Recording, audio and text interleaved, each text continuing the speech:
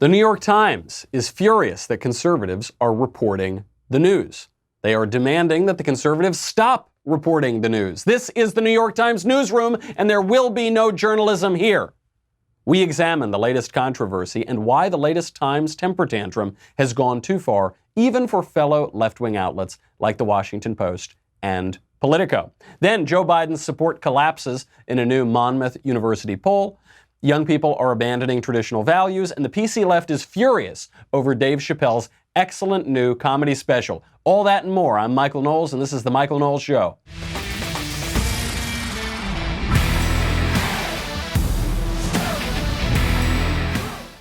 The New York Times has officially come out against journalism. This is perfect. This is just great. It is a temper tantrum going through the entire newsroom of the New York Times. It exposes, for once and for all, the hypocrisy of the mainstream media and of the left, and of specifically the New York Times, which is the iconic newspaper in this country. We already knew they were hypocrites, but they really just throw their cards on the table. No subtlety anymore. We are living in the age of Trump, and he's making them do it. We'll get to that in a second, but first, support for the Michael Knowles Show comes from our friends at Rocket Mortgage by Quicken Loans. I live in Los Angeles. It is not easy to find a home. It's easy enough. You find it, you look, and then it's like $7 zillion, and everyone's already bidding on it, and it's all just a disaster. Fortunately, I know that when I do find the house of my dreams, finding the right mortgage will be easy because Rocket Mortgage makes it easy. I'm a millennial. I never learned anything useful. I didn't learn how to balance a checkbook. I didn't learn any of the very complex aspects of getting a mortgage. Fortunately, their mortgage experts over at Quicken Loans have their number one goal to make the home buying process smoother for you. They have industry-leading online lending technology. Rocket Mortgage is there with award-winning client service and support every step of the way. You know, buying a home is, for most people, the most important financial decision they will ever make in their lives. It's extremely complicated. Don't go it alone. Go in there with the best. Quicken Loans is ranked the highest in customer satisfaction for primary mortgage origination 9 years in a row. They're also ranked highest in mortgage servicing 5 years in a row. When you work with them, you get more than just a loan because Rocket Mortgage is more than just a lender. Get started online at rocketmortgage.com/Knowles, K-N-O-W-L-E-S.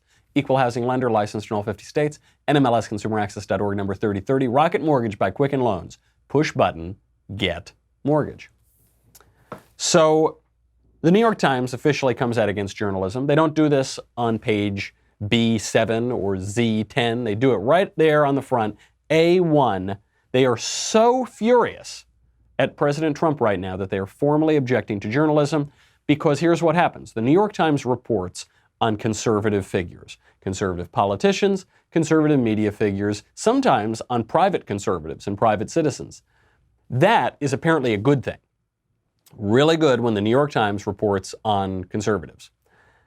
Now there are conservatives who are reporting on leftist New York Times reporters. That is very bad. It's good when we do journalism to conservatives, bad when we do journalism to leftists. Why is that? Just because the New York Times says so, so we have to believe it. This is the article from the New York Times. Begins, quote, Washington, a loose network of conservative operatives allied with the White House, is pursuing what they say will be an aggressive operation to discredit news organizations deemed hostile to President Trump by publicizing damaging information about journalists. It's the latest step in a long-running effort by Mr. Trump and his allies to undercut the influence of legitimate news reporting. Not that illegitimate news reporting that all those conservatives are doing, but the legitimate news reporting. How can you tell what's a legitimate news reporting? Well, it's when the New York Times does it. It's when leftists do it. When conservatives report the news, that is illegitimate. Why? Because they're conservative and only leftists are supposed to report on the news. Now, what are they doing? What is the damaging information? Because when I read that, I thought, it's a little tricky, it's a little crafty. What are they doing? They're probably digging through these reporters' trash cans, right? They're probably going in, calling up their ex-girlfriends and their ex-wives, ex-boyfriends. I don't know. I don't want to be discriminatory or exclusive here. They're probably finding sex scandals. Right? They're probably going into their personal lives because that might be a little bit too far. They do it to us. The left does it to us all the time. But look, I think there should be a separation between public and private. Maybe that is a little bit too far.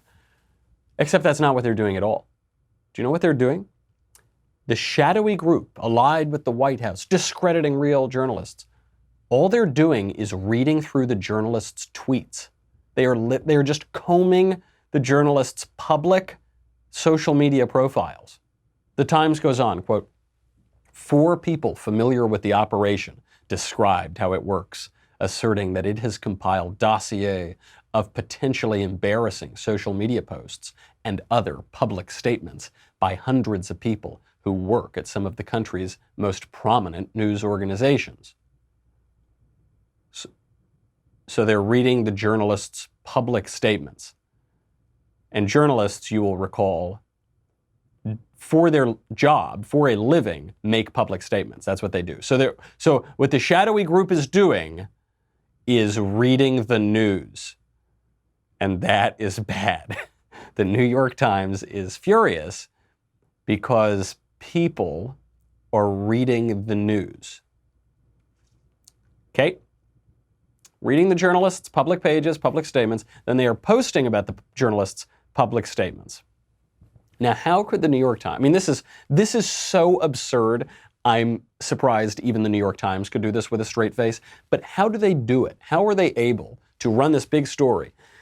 It's bad that conservatives read and post about the news. That's more or less what the thesis of this story is. How can they do that with a straight face?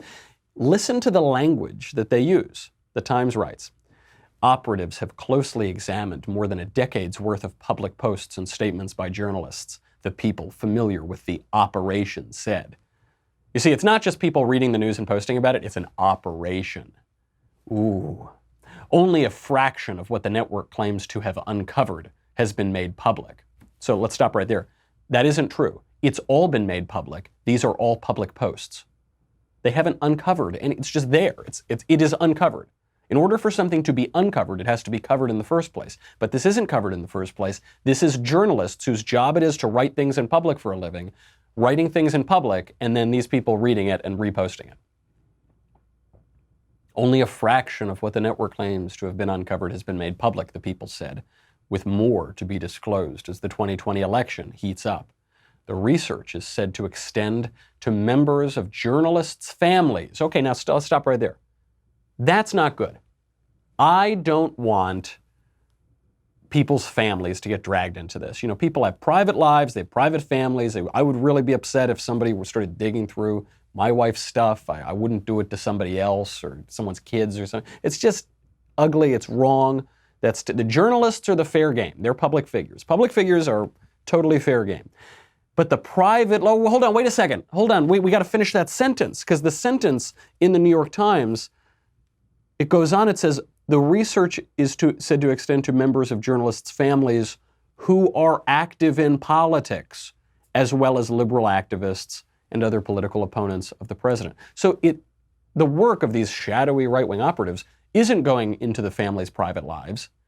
It's only covering the family members who are politicians, who are public political activists, who are already fair game. By the way, the fact that these journalists' families are active in politics is a scandal in itself. I guess it's like, if it's a commentator or somebody who has an obvious political point of view that they own up to, you know, let's say it's somebody on Sean Hannity or so. Let's say if Sean Hannity's wife were a congressman or a governor or something, that wouldn't be a scandal because Hannity has a political point of view. Or if it was Ben, or if it were Tucker, or if it were Drew, or if it were me. If our relatives were in politics, you wouldn't say, oh my gosh, I'm shocked to find out that this person holds a conservative point of view, because we're open about our point of view. But for journalists who are purportedly objective reporters, to then we find out their whole families are in politics, that is a scandal. Reporters are supposed to have objectivity. Reporters are not supposed to be literally sleeping with their subjects. That's not good. I mean, this has been something that we've criticized the left for so long. George Stephanopoulos spends his whole career as a Democrat political operative. He is actually the communications director for the Clinton White House. And then one day, he puts on a different colored tie and he pretends to be an objective reporter on network news. said, what are you talking about? And now he's their main political reporter at ABC. This was the guy who masterminded the Clinton propaganda strategy. And you say, that's just ridiculous. That is a scandal. Now the New York Times is upset that more people are going to be exposed about that. The only people that the shadowy group is going after are the family members who are already public figures in and of themselves. The New York Times whining about this was so outrageous, it was actually too much even for the Washington Post and for Politico, both of which are left-wing outlets. Here's what the Washington Post wrote about it. I mean, really great coverage of it. WaPo writes, quote, "There is an incompatibility in the Times story and the Sulzberger memo. On one hand, there is an attempt to tar the motivations of the loose network of conservative operatives, quote. On the other hand, there's a stubborn admission that they have brought actionable information to public attention. For decades now, representatives of the mainstream media have answered conservative critiques by imploring, judge us by the work we produce, not by the fact that more than 90% of us are liberal democratic. Mainstreamers cannot have it both ways. This is the key. Mainstreamers cannot have it both ways." He goes on, "Cut the idle and unverifiable talk about motivations. If the tweets presented by a loose network of conservative operatives are racist or anti-Semitic or otherwise problematic, take action. If they're nonsensical distractions, ignore them." Spot on. At least this guy in the Washington Post is holding his side, the left-leaning, in some cases hard left, so-called journalists of the New York Times. He's holding them to their own standards. Politico, same thing. Politico has an article out, quote, the headline, "Why Journalists' Old Tweets Are Fair Game for Trump. New York Times editors don't deserve special immunity from scrutiny for bigoted speech." Totally right. But that's what they want. The New York Times wants one set of rules to apply to them and then an entirely different set of rules to apply to the right. That's what they do. And the thin skin at the New York Times is not just on the hard left, it's even on what you would call formerly the center right. Now, in this case, you'd call it the never Trump right. Politico started its piece about the New York Times. They started by quoting Edward R. Murrow, the old journalist with the cigarette. He was portrayed by George Clooney in that movie Good Night and Good Luck. Very left-wing journalist. And the line, though, is, journalists don't have thin skins, they have no skins. Journalists take things very personally. They're very sensitive. And the person exemplifying this over at the New York Times is Bret Stephens, who used to be a right-winger. Now, I don't know, I guess he's center-left, you would call him now. He's kind of a Hillary Clinton guy, very anti-Trump. So Bret Stephens, yesterday there was a story that was going around Twitter that the New York Times newsroom had bed bugs. And, you know, it's in New York. Everyone gets bed bugs at some point in New York. It's just it's a gross island, and it's very compact, and there are bed bugs, and that's just the way it is. So I guess some of these bed bugs got into the New York Times. Some guy makes a joke. He's an associate professor of media at GW. His name is David Karp. And he makes a joke on Twitter. He says, "The bed bugs are a metaphor. The bed bugs are Bret Stephens," who's this sort of centrist or center-left now columnist at the New York Times. And I don't know, the professor could be right-wing or left-wing. I don't know what he is. The left-wingers who read the Times don't like Stephens because they say he's too right-wing, and the right-wingers don't like Stephens now because he's too left-wing.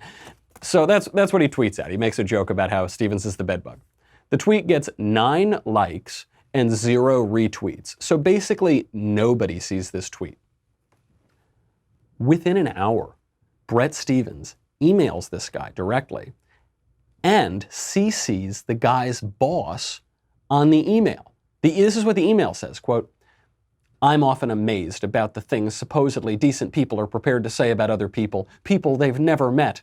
On Twitter, I think you've set a new standard. I would welcome the opportunity for you to come to my home, meet my wife and kids, talk to us for a few minutes, and then call me a bedbug to my face. That would take some genuine courage and intellectual integrity on your part." Dude, take a joke. Good grief. Some guy that no one's ever heard of made a little joke on Twitter about a public figure, and you are, not only can you not take it, not only you're inviting the guy to your house, or I don't know, you're all this passive-aggressive email, but you copy the guy's boss on the email, like you're trying to get the guy fired. Actually, even MSNBC called out Bret Stephens for this outrageous email, this outrageous attempt to get a media professor fired. Did it today. Here's Stevens' answer. I also copied his provost on the note. People are upset about this. I want to be clear. I had no intention whatsoever to get him in any kind of professional trouble, but it is the case at the New York Times and other institutions that people should be aware, managers should be aware of the way in which their people, their professors or journalists interact with the rest of the world. Well, hold on. You say, I had no intention of getting this guy in professional trouble. I emailed his boss to complain about him, but I had no idea, I had no intention of getting him in professional trouble. But he should be in professional trouble, and I called his boss. That's what he's saying, right? The but completely negates everything that came before it in that statement.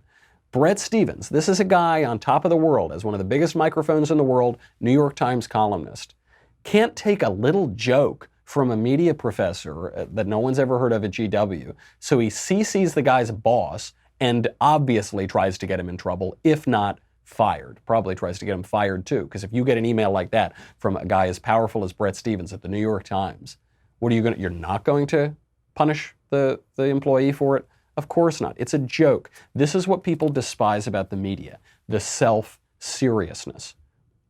It's not that we don't like seriousness. We don't want to be frivolous and flippant all the time and glib or anything like that.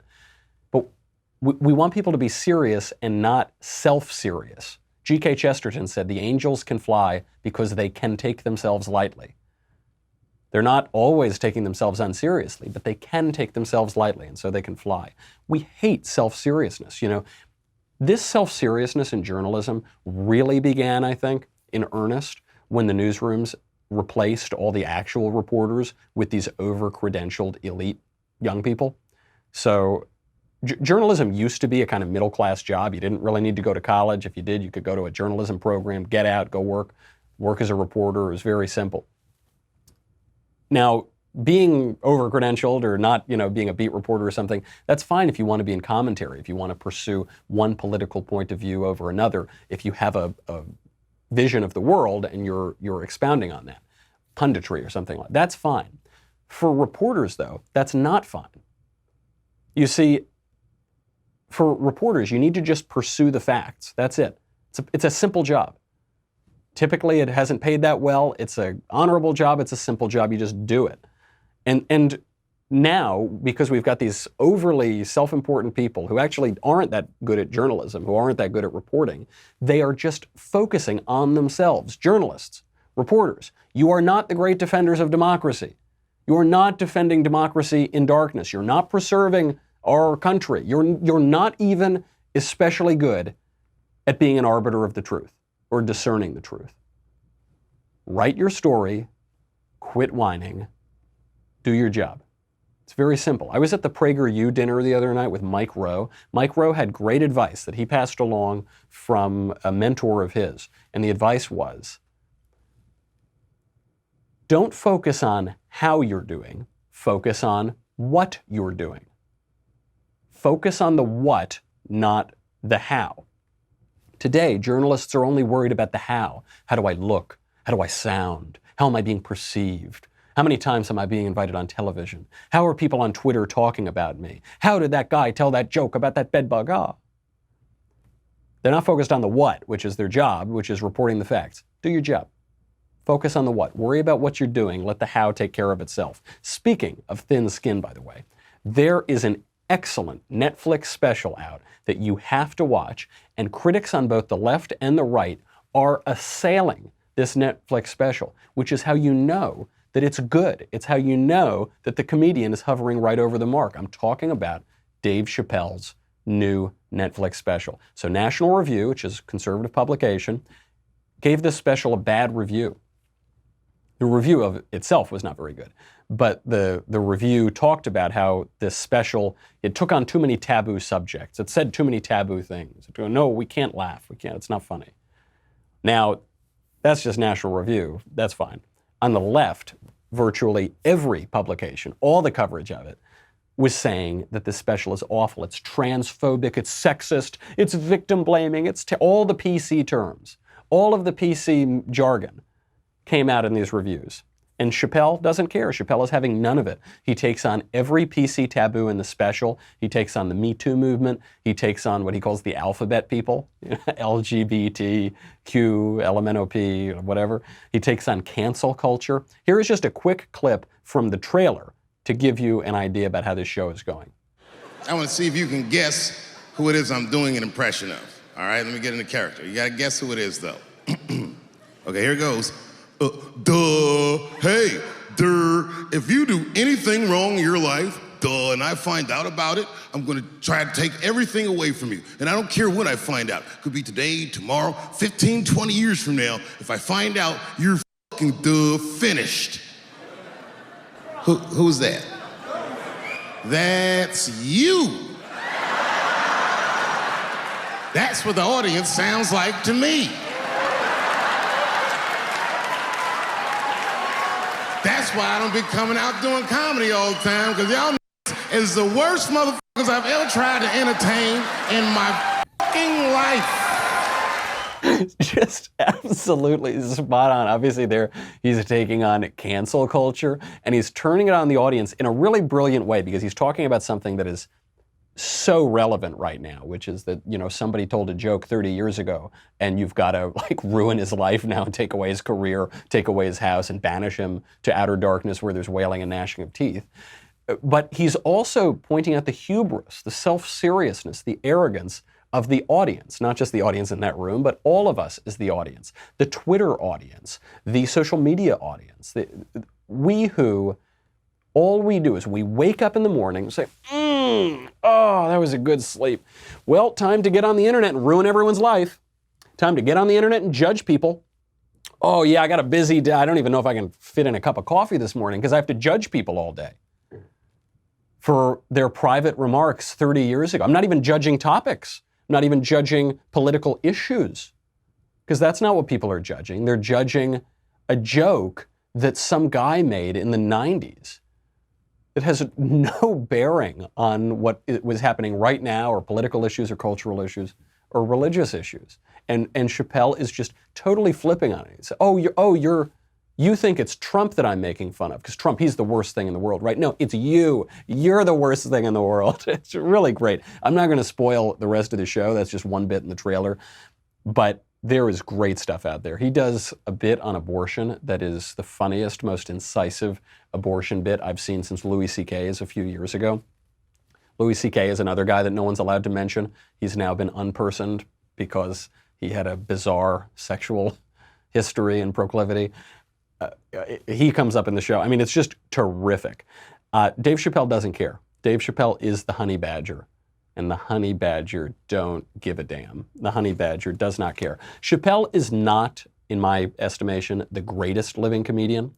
The greatest living comedian is Norm Macdonald. But Chappelle is up there. Chappelle is pretty close. Dave Chappelle is not the greatest living philosopher. I don't look to him for political commentary or cultural commentary or something. Some comedians do this. George Carlin kind of became a philosopher toward the end of his life and the end of his career. I can't stand that. I can't stand when comedians turn their specials into philosophy. Chappelle doesn't do that. Dave Chappelle isn't a confessional comedian. I hate confessional comedy. It's the worst, where it's just all me, me, me, me.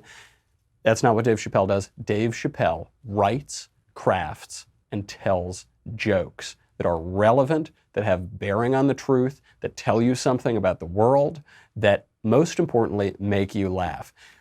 Why are his jokes funny? Why at a time when there are so many clunker, terrible Netflix specials? I mean, Amy Schumer's thing a few years ago, it was unwatchable. Not even just conservatives were saying that because we don't like Amy Schumer. The left was saying this too. I mean, it was just not funny at all. The best example of this was Nanette. It was that Netflix special that all of the elite, self-styled elite critics said, oh, it's changed comedy. It's unbelievable. That Nanette comedy special that came out a couple years ago barely had any jokes in it, because the way that she changed comedy, apparently, was to turn comedy into tragedy. She said, I'm not going to tell jokes anymore. I'm not going to make people laugh anymore. This is the new comedy. It's not the new comedy. It's called the old tragedy. They can't tell jokes. The left is not able to do that, particularly because they are constrained by ideology. And Dave Chappelle is not constrained by ideology. He just isn't. It's not like I agree with Dave Chappelle on everything. I don't know. I've never talked to him. I suspect he and I don't agree on every single thing. But the reason why he can tell jokes that make me laugh and I can laugh at the jokes that he tells is because I do my best not to be constrained by ideology, and he certainly is not constrained by ideology. This is a very important political point because ideology is different from philosophy. Ideology is certainly different from sort of great religious traditions. It's great from revealed religious truth. Ideology is the formalized, narrow, abridged, rationalized, 5-bullet point manifesto and doctrine that purports to describe all of reality. This is what Marxism is. This is what communism is. This is what leftism is. It's, here are the 5 bullet points that determine the world, that describe the world. The world is a history of class conflict, and there is a science of history, and at the end of it, we'll have a Marxist utopia. That's it. That's what. So everything that the left sees, or that Marxists would see, is through that lens of class struggle, and that's it. That's all it is. That is an ideology. Conservatives sometimes are tempted toward ideology, particularly, say, libertarians have more of an ideological viewpoint. But traditionally speaking, conservatives have resisted ideology. If you can sum up the whole world in 5 bullet points, then you probably don't know very much about the world. If that's your vision of all of reality, I don't need it, because that's BS. Ditching ideology doesn't mean you don't stand for anything, doesn't mean you don't have any basis of your belief. That's not even possible. Everybody's got to serve somebody. Every view of the world boils down to some beliefs. So for instance, I'm Catholic. Christians, broadly speaking, believe in the Nicene Creed. I believe in God, the Father Almighty, maker of heaven and earth, on and on, right? I recite that creed every Sunday, but I actually recite it in Latin, so I don't really understand it, which I guess makes me even less ideological. That is what I believe. I believe that. Credo in unum Deum. You know, every Christian church, every actual Christian church recites that creed. That is the Christian creed. That's what I believe, and everything else is fair game. It's why I don't get exercised over tax rates changing. It's why I don't lose my mind over some new tariff policy. Okay, one policy could be better than the other. Whatever, I'm open-minded. Because the left punts on eternal questions such as that, such as the basis of reality, the basis of belief, because they punt on those questions. They basically have embraced materialism or secularism or atheism. They make a religious idol out of political ideology. That becomes the religion. And as a result, they can't laugh. If you make a joke about transgenderism, you say, you know, I'm pretty sure that big, giant, burly guy over there who's got a big beard and like face tattoos and more muscles than I've ever seen in my life, I'm pretty sure that guy is not a little girl. Pretty sure. If you just make that observation, it's not even a joke, that's an observation. They won't laugh. They won't agree with you. They won't grant you any premise. They will frown. They will be angry because you've contradicted what more or less has become their religion. As a result, they can't laugh. I mean, you know, we laugh at things because they're true. You know, comedians are pointing out the absurdities of life. And so, to use one example, if you say that giant burly dude over there with a shaved head and a big beard and, you know, he's like chomping on chewing tobacco or something, he's not a cute little girl. If you point that out, that's funny. People would laugh at that, unless you're so constrained and warped by ideology that you can't even laugh at Dave Chappelle. But you should. You will laugh. Go check it out. It's a really, really great special. Got to get to some 2020 news. Joe Biden is tanking in the polls. We will get to that in just 1 second. We'll get to why Joe Biden is tanking in the polls and why I was right. We'll get to the bigger story, at the basis of that, which is a new poll showing that young Americans' values have radically changed. They are radically abandoning their traditional values. But first, I got to let you know to tune in today, 7 p.m. Eastern, 4 p.m. Pacific, for our latest episode of The Conversation. I will be there. It is featuring me. I will be answering your questions live on air. My answers will dazzle you. They'll at least dazzle me, and then you'll be there, which will be very nice. The episode is free to watch on Facebook and YouTube, but only subscribers can ask the questions. So subscribe to Daily Wire and get your questions answered by me today at 7 p.m. Eastern, 4 p.m. Pacific, and join the conversation. You got to go to dailywire.com. Do it right now. We'll be right back with a lot more.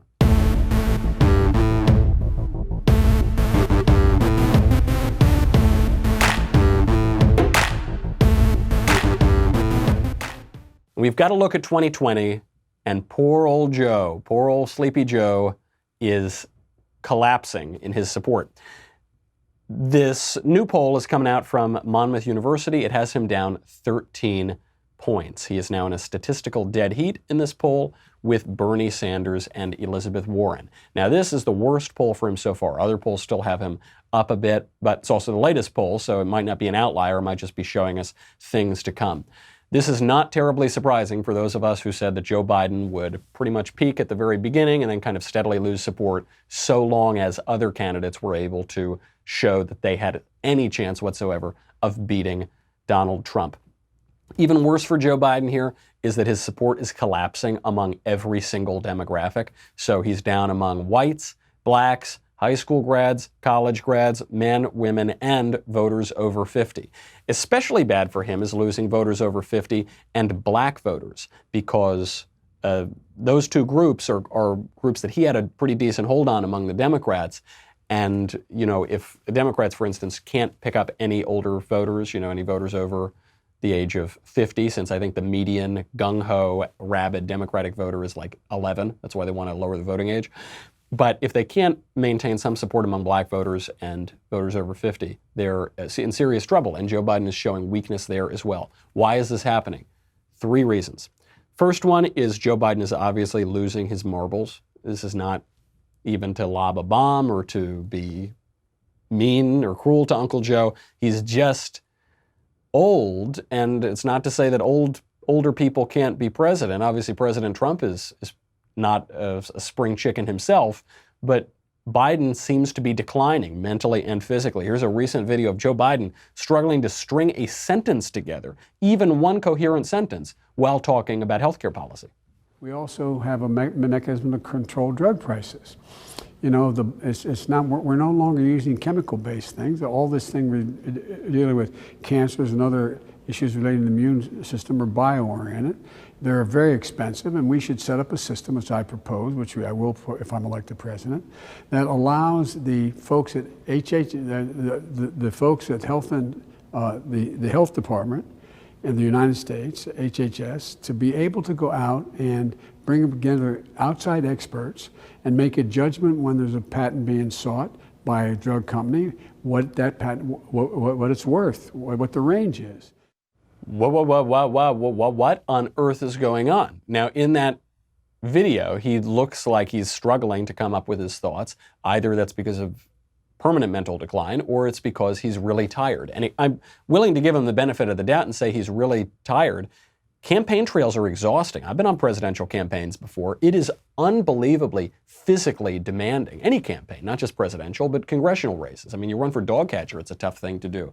And it takes a lot out of you. It even takes out a lot for young men. You have to be up to the physical aspect of that job. It actually gives you a lot of respect, just on a physical basis, for guys like Trump and Reagan. You know, when Reagan was meeting Gorbachev for the first time, you got Reagan, the oldest president in American history at that time, and he was going to go meet Gorbachev outside. He was indoors. He was going to go down the stairs and meet Gorbachev outside in the winter. So Gorbachev gets out, and he's wearing this big, heavy coat because it's wintertime. Reagan ditches the coat. He won't wear the coat. He comes out of the door and hops down the stairs, moves very quickly down those stairs, and he just looked like a vigorous young man. Meanwhile, Gorbachev, who was younger, looked like he was older, looked like he needed the coat, looked like he was moving more slowly. And the optics matter, the images matter when you're talking about the leader of the free world, when you're talking about any sort of politician. Same thing with Trump. I mean, Trump, by all accounts, you can lob any criticism of him that you want. He's reckless, he's impetuous, he doesn't read, he doesn't this, all the typical attacks against him. The one thing that nobody, not even his worst critic, can say is that he doesn't have energy. I mean, he pretty much got the GOP nomination because he contrasted his high energy with Jeb Bush's low energy. Trump is a high energy guy. He, by all accounts, doesn't sleep very much every night. He's constantly working. He's constantly vigorous. When he's not working, he's out schmoozing on the golf course. He's just kind of moving around. I mean, he's like sort of a medical wonder because he doesn't exercise. He brags about how he doesn't exercise. He eats fast food and drinks Diet Coke. At this point, he's probably just so preserved by the chemicals that he can move around. He'll outlive us all. That matters. Nobody thinks of Donald Trump as a doddering old man because Donald Trump has more energy than you do. Ronald Reagan had the same thing. He was just a vigorous guy who was riding horses all the time while he was president and after he was president. He wasn't even riding Western. He was riding English. He was riding even a more vigorous style of horse riding.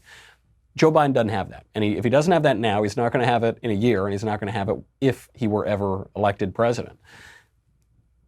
That's just the first problem going on with Joe Biden. The second problem is he didn't have many marbles to lose to begin with because he's always been kind of a doofus. He graduated toward the bottom of his law school class. He had to drop out of the 1988 presidential race because of that. He had to drop out because he lied about his law school record and because he plagiarized speeches. He's always been just kind of a doofus. 2008, he was nothing. He really didn't do very much when he was in the Senate, other than that 94 crime bill, which was a very good crime bill, actually, and it's the one thing in his career he really has to run away from. So he's losing it. He didn't have much to lose to begin with. And third, voters' priorities and values are changing. This is the most important part. This is the biggest issue for Biden and for the country.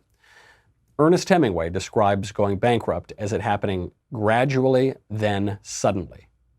That's what we're seeing here with the changing values of this country. Biden represents an old guard. I'm not saying he's a moderate. He's not a moderate. But he does represent something a little older. For instance, he's patriotic. He at least pays lip service to love of country and patriotism. The other Democrats don't. And this is changing. This is a new thing. They don't like the country. Now, you might say the Democrats never liked the country. The left always hated the country. Maybe, but at least they paid lip service to it. At least hypocrisy is the tribute that vice pays to virtue. Now they are openly denigrating the country. Andy Cuomo, Democratic governor of New York, says America was never that great. Barack Obama says, I don't believe in American exceptionalism. I believe in it the way the Greeks believe in Greek exceptionalism. You have other candidates now saying America's hopelessly racist, hopelessly bigoted. There's no way to ever redeem America. You have elected Democratic politicians, presidential candidates, openly denigrating the American flag, supporting people who are protesting the American flag, which is not just a symbol of one institution or one aspect of the country, it's a symbol of the whole country, the entire nation. They're openly hostile to America, and this reflects a broader trend among younger voters. They're just following where their voters are going. In this election, millennials will rise up to possibly match or nearly match baby boomers as eligible voters. Now, that doesn't mean they're going to come out and vote at the same rates as baby boomers. Young Americans don't vote at the same rates as older Americans, so probably the boomers are still going to vote at a higher rate. But they're slowly and steadily, gradually then suddenly, taking control of the country. And the politicians that rely on them for votes are paying attention. That spells trouble because millennials are not as patriotic as past generations. Don't take my word for it. It's not just insinuation. This is according to a new poll out from Wall Street Journal, Wall Street Journal and NBC, which shows American values are shifting dramatically, gradually then suddenly. This is from the article. Patriotism, religion, and having children rate lower among younger generations than they did 2 decades ago, and they rate much lower. 21 years ago, they took this poll.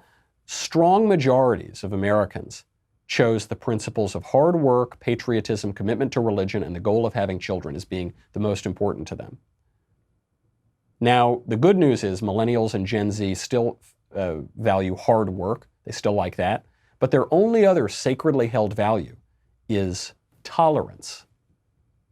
Tolerance, religion, patriotism, even having children rate much, much lower. This is a direct result of losing religion. St. Andrew Breitbart, the patron of Hollywood conservatives, said, politics is downstream of culture, and we know culture is downstream of religion. Cult and culture are related words. What the culture worships defines that culture. And this problem goes all the way to the foundation of society, religion. Because when they say tolerance, they don't really mean tolerance. Tolerance is one of the most abused words in the English language today. This started in the 1960s when the father of the New Left, Herbert Marcuse, wrote an essay called Repressive Tolerance, in which he said we can no longer tolerate intolerance, and so tolerance needs to become intolerant. This, when conservatives joke about the so-called tolerant left, which is always attacking conservatives and shutting us down, trying to get us kicked off campus, in some cases physically attacking us, they're obviously not being tolerant. They're being tolerant by this new definition of tolerance. Capital T, it's the value of secular religion. What it really means is it's the value of multiculturalism, capital M, and cultural relativism, capital letters, right? They mean, those ideas mean that nothing is true objectively. Therefore, tolerance and hard work are all that we can value. The thing that's really troubling about this too, because look, we all like hard work, at least we can all agree that hard work is a good value, except in this case it spells trouble because it means that we increasingly only value things that have to do with our will, not with our intellect. Hard work and tolerance are values of the will. You can just sort of will yourself to do it. Grit your teeth and tolerate stuff you don't like. That's the good version of tolerance. Or grit your teeth and tolerate only tolerant opinions and don't tolerate the intolerant opinions and kick them out of your campus. But it's all about the will. It's not about actually thinking this is true and beautiful. This is better than this. This is more accurate than this. This is objectively true. It's just the will. Same thing when it comes to hard work. Hard work, you just grit your teeth and do it, right? Not because of any intellectual scheme or scheme of reason, but you just will yourself to do work. Religion, patriotism, are values of the intellect. You can't even really will yourself into it if the intellect won't go with you. You subscribe to a religion because you think it's true, because you think God exists and he has a son named Jesus Christ and Christ instituted a church and you go to Mass for that reason and he instituted sacraments and you have those sacraments. There is an act of will, obviously, but it's part of the intellect that comes along too. Same thing with patriotism. You can't just will yourself into loving your country. You can't will yourself into loving anything, really. You can go through the motions, but there has to be intellectual assent at some point. You have to really love your country. Why do I love my country? Because it's a great country. Why do I love my parents? Because they're great parents. It's the same kind of thing. It's the same sort of filial piety.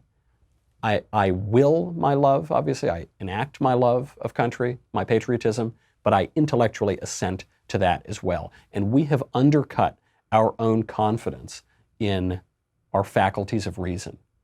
Nothing is true. Nothing can be believed. It's radical skepticism. You do you, I'll do me. I can't ever tell you. I can't impose my views. Nothing. Stop being so judgy. These kind of slogans, these kind of ideas, are undercutting the basis of our politics itself, the basis of self-government, the basis of open debate, the basis of true tolerance. When you lose those things, we're kind of living on the fumes of them. We're living right now on the fumes of religion and patriotism. Once that's gone, we have no reason to participate in our institutions, to have reasonable debate, to have open rhetoric, to have open discourse in this country.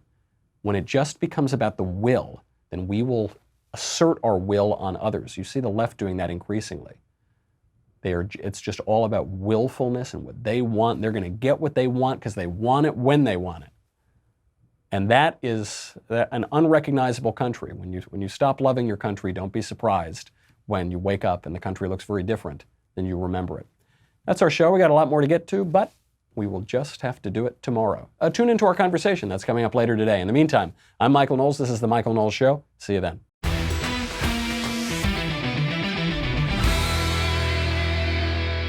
The Michael Knowles Show is produced by Rebecca Dobkowitz, director Mike Joyner, executive producer Jeremy Boring. Our senior producer is Jonathan Hay, supervising producer Mathis Glover, technical producer Austin Stevens, editor Danny D'Amico. Our audio mixer is Mike Coromina. Hair and makeup by Jesua Olvera. Production assistant Nick Sheehan. The Michael Knowles Show is a Daily Wire production. Copyright Daily Wire 2019. Hey everyone, it's Andrew Klavan, host of The Andrew Klavan Show. You know, people are saying that America has never been so divided, and they can say that all they want, but it's completely and utterly untrue. What is true is that there's never been a time, at least not in my memory, when the elite establishment has been rooting so hard against the country that has given them everything they have. I'll show you what I mean on The Andrew Klavan Show. I'm Andrew Klavan.